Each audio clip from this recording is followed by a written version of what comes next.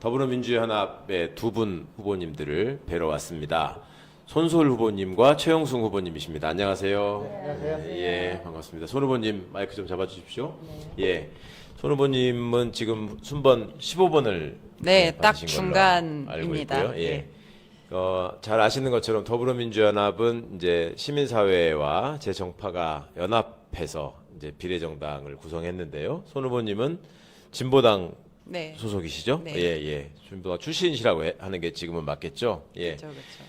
그 청년 정치인으로서 또 여성 정치인으로서 여러 가지 이제 상징성과 대표성을 가지시고 국회로 오시게 됐는데 지금 이제 이 자리에 오시기까지 어떤 길을 걸어오셨고 어떻게 이번 선거에 또 임하시게 되셨는지 잠깐 자기소개 좀 부탁드립니다.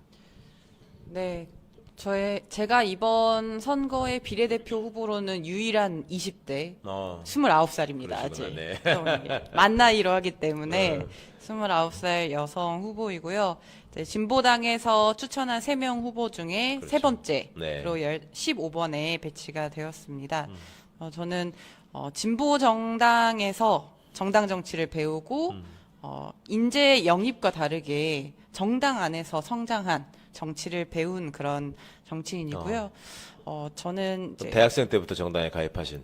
그쵸. 대학생 때부터 이제 정당 소속으로 활동도 했고 청년 대표도 했었고요. 네. 근데 이제 제가 정당 활동하기 전에는 그냥 대학생이었는데 13년도에 대학을 갔습니다. 네. 근데 그때가 박근혜 정부가 시작될 때, 예, 예. 네, 그때 새내기를 아이고, 내면서 이제 1학년 때는 국정원 대선 개입 의혹이 터지고 2학년 때는 세월호 참사가 터지고 3학년 때는 이제 국정교과서가 강행되는 국정화, 예, 역사 그런 교과서 국정화. 일들을 보면서 이게 정치라는 게 정말 불의한 정권이 잡으면 이렇게까지 많은 것들을 망치기도 하는구나라는 걸 많이 느꼈었고요. 또 2015년에는 이화여대 총학생 회장이었습니다. 네, 이제 다들 기억하실지 모르겠지만 그때 당시에 최경희 총장, 네, 예, 그리고 이제 정의가 부정입학 관련한 거는 제 임기 다음 연도 다음에. 16년에 터졌는데 그 전에 무슨 대학원 뭐 설치 반대 이런 거 하셨었죠? 그쵸. 예, 그 예. 전부터 학교 내에서는 이제 구조조정 문제가 엄청 컸었고, 근데 그것에 뒤에 네. 정부와 이화여대의 이게 모종의 거래가 있었다라는 것이 이제 이후에 밝혀졌지만 저는 그 싸움을 계속 해왔었던 예, 거죠. 예. 학교에서 이제 총장님 만나달라고 단식도 15일이나 하고 네네네. 농성을 하고 또 그런 와중에 학내에서 그런 분노의 여론이 컸을 때 박근혜 당시 대통령이 이화여대 방문을 해서 환영하지 않는다 우리 학생들은 예, 예. 이런 기자회견을 하면서 이제 아시게 되시는 분들도 이제 언론에 많이 보시는 분들이 계시고요.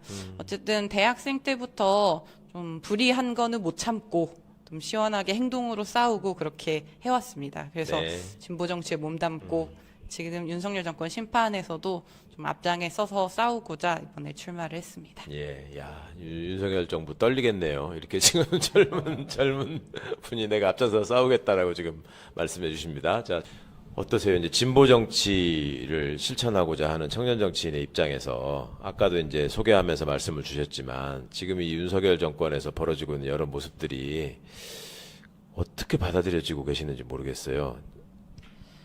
네, 사실 저희 진보당의 강성희 의원 입틀막 예, 예. 사태가 이 정권의 좀 본성을 드러냈던 계기가 아닐까 싶은데요. 맞습니다. 예. 네, 정말 그런, 상징적인 사건이죠. 입법부의 국회의원을 대통령이 보는 와중에도 예. 이렇게 끌고 나가고 그리고 이제 마치 강 의원이 무언가 잘못했다는 식으로 위해를 가할 예, 것처럼 거짓말까지 했잖아요. 가면서 근데 그 이후에도 또 우리 카이스트 학생이라든지 그렇죠. 그리고 윤석열 대통령의 이동 범위에 있으면 모두 다 거의 가로막고 예. 듣지 않고 예. 이렇게 독선의 모습을 너무 이제 보여주고 있다.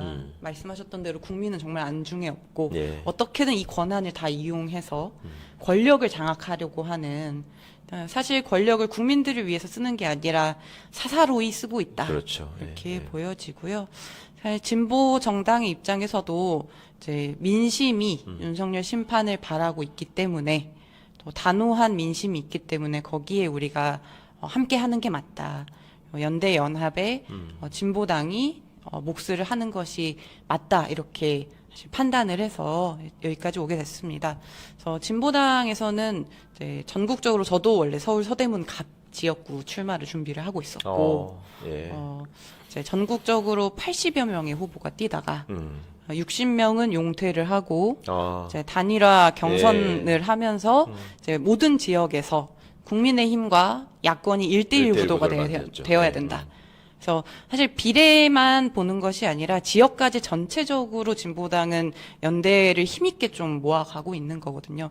그래서 제가 대변인을 했었는데 진보당에서 네. 기자님들이 그랬어요. 어떻게 이런 일이 가능하냐 정당에서 후보님들의 반발은 없었냐 예. 이런 질문 많이 하셨는데 저희 전국의 진보당 후보님들 그리고 당원들도 다 윤석열 심판에 우리가 한마음 한뜻으로 싸우는 것이 정말 중요하고 특히 22대 국회는 2년 후엔 지방선거가 있고 네.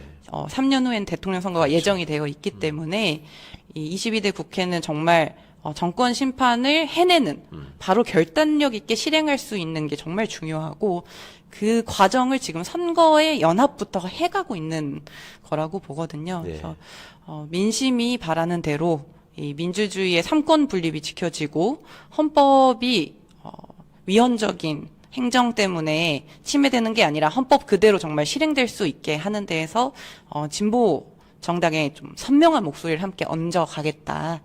이런 결단으로 지금까지 왔습니다. 지금 진보당 후보분들이 지역에서 단일 후보로 나가시는 데가 두 군데인가요? 부산 연제구에 네, 부산 연제에 이제 노정현 후보님과 울산 북구의 윤종호 후보님 네. 이렇게 됐고요. 호남과 대구 경북은 이제 그거는 합의하는 그냥, 과정에서 이제 따로 이제 하기로 했기 때문에 예외 지역으로 그렇죠. 두기로 했기 예. 때문에 이제 거기에 진보당 후보님들이 몇 분 더 계십니다. 그러니까 단일화 경선을 통해서 예. 후보가 되신 분들 두 그쵸. 분이 지금 영남 지역에서 활약하고 계시고 또 지지율도 뭐 당선이 충분히 가능하시게 나오고 있는 것 같아요. 네, 울산 북구는 이제 이전부터도 이제 노동자들이 많이 계시고 그렇죠. 진보 정당에 대한 지지 이런 것들이 강했기 때문에 이제 그 마음을 모아가는 중이고요. 사실 부산 연제의 상황이 이변이다라고 할 많이 정도로 그렇게 생각하시죠. 예. 근데 지역 사정을 아시는 분들은 전혀 이면이 아니라고 네, 말씀하시더라고요. 그렇죠. 예. 또 올해도록 이제 노정현 후보님은 구의원도 재선 구의원 네. 하셨고, 네, 지역에서 주민대회나 이런 걸 하면서 지역의 사안들을 많이 해결해 오신, 그러니까 네. 주민들은 많이 알고 계신, 그리고 또 이게 연예인 같은 면모가 있는 되게 네. 재밌는 분이세요. 네. 그래서 이제 또 속 시원하게 싸우기엔 노정현이 딱이다. 야. 이렇게 부산 주민들은 보고 계시기 때문에, 네, 부산 연제가 이제 국회의원 선거에서 민주개혁 진영이 이제 하기에는 좀 쉽지 않은 곳이었거든요. 그랬었죠. 지금까지도. 근데 이 바람이, 그러니까 뭐 진보당, 노정현 이게 아니라 윤석열 정권 심판의 바람이 지금 남쪽에서부터 올라오고 있는 네, 거다. 이렇게 보고 있습니다. 손 후보님, 지금 윤석열 정부가 출범 과정에서부터 소위 갈라치기, 세대별 갈라치기, 성별 갈라치기, 특히 여성에 대한 어떤 일방적인 매도 뭐 이런 것들을 가지고 집권을 했다라고 생각하는 분들이 있잖아요. 어찌 보면 그 피해자이자 대상자가 되신 셈인데 세대 나 성별에서 어떤 충고를 좀 이 세력들에게 해주고 싶으십니까? 지금 대학생들과 청년들을 만나보시길 좀 권해드리는데요. 이 갈라치기에 대한 대단한 피로감을 느끼고 있습니다. 그렇습니까? 예. 지난 대선과 그 이후에 쭉 과정을 거쳐오면서 이 갈라치기를 정치적 이권을 위해서만 또 사용하고 예. 나쁜 방식으로 정치를 몰아가고 진짜 해야 되는 일들은 야, 하지 않는다는 거를 지금 대학생 청년들이 다 느꼈군요. 느끼고 있고 제가 최근에 만난 친구들도 갈라치기 자체가 너무 이제 피곤하고 혐오스럽다. 그리고 또 저희가 청년들을 이제 전세 사기 피해자분들의 맞죠. 호소나 이런 것들을 많이 봤잖아요. 최근에 이제 지난주에 이제 기사도 났는데 이태원 유가족 예. 전세 사기 피해자 그 해병대 예비역, 예비교사 이 청년들이 대학가에 대자보를 붙였어요. 아, 예. 청년들이 투표를 하자. 투표를 이번에 나서서 네네. 청년들의 죽음을 이제는 끝내야 된다. 근데 그분 쓰신 분들이 다 윤석열 정부에서 예. 청년 세대들이 피해자인 사건들의 당사자이거나 유가족이시거든요. 그러네요. 네, 네, 그러네요. 지난 2년 사이에 청년들의 죽음이 정말 많았습니다. 예. 그리고 그것을 당연히 국가가 해줘야 된다고 청년들은 생각하고 있는데 네. 아무것도 하지 않은 걸 본 것이죠. 그렇죠. 청년들도 정권 심판에 마음을 다 가지고 있다고 보고 있고요. 그래서 이제 선거 운동용 민생 토론회 말고 진짜 대학생 청년들 만나서 좀 이야기 들으셨으면 좋겠습니다. 예. 그 일각에서는 그런 얘기 하잖아요. 지금 이준석이라는 예. 정치인이 소위 청년, 특히 이제 젊은 남성들의 열망을 받아안고 저렇게 성장하고 있다. 근데 이제 그거를 객관적으로 지켜보시는 분들은 저런 정치 행태가 갖고 있는 위험성 이런 것들이 생각보다 심각할 수 있다. 이런 경고들을 하시잖아요. 네. 그 부분에 대해서는 어떤 생각을 갖고 계세요? 저는 이제 정치라는 거는 자신의 욕망으로만 해서는 절대 안 된다고 생각합니다. 특히 타인과 어떻게 함께 갈 것인지를 고민하고 네. 고려하고 더불어 같이 사는 삶을 만드는 것이 정치가 해야 될 본연의 목적이지 않습니까? 네. 그런데 그런 이기적인 욕망을 계속 부추기면서 그것이 마치 괜찮다. 그렇게 그게 타인을 공정하다고까지 주장하잖아요. 비방하는 예, 것이 예. 괜찮다라고 이야기하는 거는 정말 나쁜 정치의 전형이라고 생각하고요. 그런 정치는 퇴출되어야 되는 게 맞다고 봅니다. 그리고 지금 과정에서도 또 국민들이 평가하고 있다고 생각합니다. 벌써 마무리할 시간인데요. 두 분 후보님들께 이제 그 마지막 질문을 좀 드려야 될 것 같습니다. 손 후보님, 그 청년이라는 어떤 이제 세대로 구분하시는 분들도 있고 네. 세대로 지금 나눌 일이 아니다. 그 청년이라는 이름으로 다 감춰져 버리고 있는 그 계급의 고착화, 그다음에 차별의 일상화 이런 것들을 극복해내는 게 더 시급하다. 이런 문제 제기에 공감하시는 편이죠. 그렇죠. 당연히 그렇게 진보 정당이 그 문제를 해결하는 데 앞장을 서야 될 것 같은데 네. 어떻게 보세요? 지금 한국 사회의 담론 지형이랄까 정치 지형이랄까 하는 것이 진보 정치가 그러니까 제대로 된 어떤 좌우의 날개로 대한민국이 날기 위해서는 진보 정치가 훨씬 더 성장해야 되는 부분들이 많이 있는데 그것을 위해서 네. 앞으로 어떤 역할을 하고 싶으시고 이제 정치인으로서 그 헤쳐가야 될 세월이 훨씬 더 많으니까 기성세대보다 그런 다짐들을 좀 소개해 주시는 마무리 말씀을 좀 해주셨으면 좋겠습니다. 지금 이제 청년 문제라고 하는 것이 어느 시대에나 젊은 사람이면 겪는 문제가 아니라고 생각해요. 예. 지금의 청년 세대들이 30대, 40대, 50대가 되어도 지금의 세대들이 겪을 수밖에 없는 문제들이 지금 산적해 있거든요. 그리고 수십 년 동안 해결하지 못했던 일들이 모두 다 뭉친 채로 청년 세대에게 폭탄처럼 떨어지고 있다. 뭐 지방 소멸 문제도 그렇고 그렇죠. 저출생 문제도 그렇고 그리고 기후 위기 이런 문제들은 제가 이제 청년이라고 말할 수 없게 되더라도 저희 세대들이 피할 수 없는 그러네요. 그런 네. 문제들이 있습니다. 그래서 결국엔 청년들에게만 무언가, 청년들을 대상으로만 하는 무언가의 정책이 아니라 이 사회의 근본적인 문제를 해결하는 게 지금 청년 세대의 문제를 푸는데 가장 핵심적인 것이다. 라고 보고 있고요. 이번에 그것을 하기 위해서 우리가 윤석열 정권의 심판도 있지만 그 너머의 세상을 꿈꾸고 그리는데 또 연합정치가 너무나 소중하고 필요한 전략이라고 저희는 판단을 한 거고 개헌도 이야기를 하지 않습니까? 저는 한 번도 헌법이 바뀌는 걸 본 적이 없어요. 그러시네. 그렇죠. 87년 헌법이니까. 태어나고 나서 이 헌법인 상태로만 살아왔거든요. 그렇죠. 그래서 헌법이 바뀔 수 있다라는 상상도 사실 하기가 좀 어렵고, 근데 그 헌법이 지금처럼 다양화되고 온라인이나 이런 것도 바뀌어 온 세상에 맞게 헌법도 바뀌어야 된다. 그렇죠. 그래서 이런 개헌까지 진보적인 정당의 입장에서 계속 좀 이제 개혁을 해 나갈 생각이고요. 그래서 저희 비례민주연합의 승리와 연합 정치가 헌정사 처음으로 시도된 것이 성공할 수 있다. 그래서 사실 국회 내에서의 연합뿐만 아니라 예. 이제 이후에 행정부에서도 여러 역할을 같이 해나가야 되는 것들이 있지 않습니까? 그래서 맨날 싸우는 정치만 한다고 하는데 협력과 연대의 정치가 어떻게 가능한지 우리 민주개혁 진보 세력이 좀 보여줄 때가 됐고 네. 그런 힘으로 윤석열 정권 심판과 그 이후의 나라 예. 개헌까지도 함께 이야기를 해 나가고 싶습니다. 예, 고맙습니다.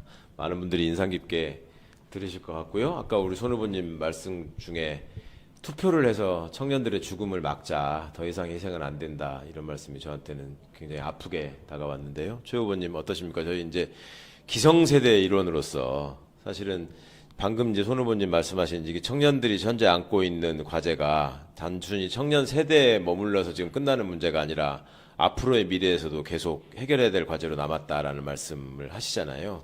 이 연합정치 또 우리 민주개혁 진보 진영의 앞으로의 숙제이기도 한데 그 과정에서 어떤 역할을 하고 싶으시고 또 그런 숙제를 해결하는 데 있어서 이번 총선이 어떤 중요한 의미를 갖고 있는지 좀 마무리 말씀을 주시면. 좀 전에 손솔 후보님께서 말씀하신 대로 이번에 이제 연합 정치의 이제 실험인데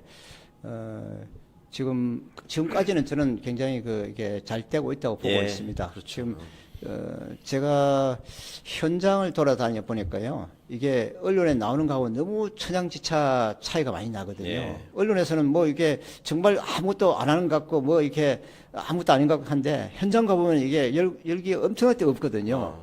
저희 그리고 민주 진영에 대해서요. 예. 그래서 앞으로 이제 손솔 후보님께서 말씀하신 대로 이제 청년들이 뭐 저도 청년 과정을 겪었지만은 이제 자유롭게 이렇게 뭐 최소한 저는 청년들이 뭐 이렇게 안전도 안전이지만은 적어도 지금 의식주 특히나 이제 청년들이 지금 민달팽이 세대라고 얘기하고 있거든요.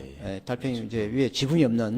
그러니까 그런 세대들이 지금 이제 뭐 금융기관의 노예로 전락되고 있는데 이런 부분 그래서 정말 저희가 이제 청년들에 대해서 관심을 우리가 선거 이용하기 위해서 청년 자꾸 이렇게 아니라 진정으로 청년에게 이제 눈을 돌려야 된다 생각합니다. 그래서 제가 만약에 이제 국회에 입성하게 된다면은 이제 그런 부분에 좀 더 유의해서 청년을 우리가 선거철에만 청년 할 게 아니라 선거 끝나고 나면 또 청년이 쏙 들어가 버렸거든요. 그래서 그렇죠. 그런 부분을 계속 저는 이어가면서 이제 청년과 기성세대 간의 어떤 연결고리 역할 이런 걸 좀 하고 싶은 생각이 드네요.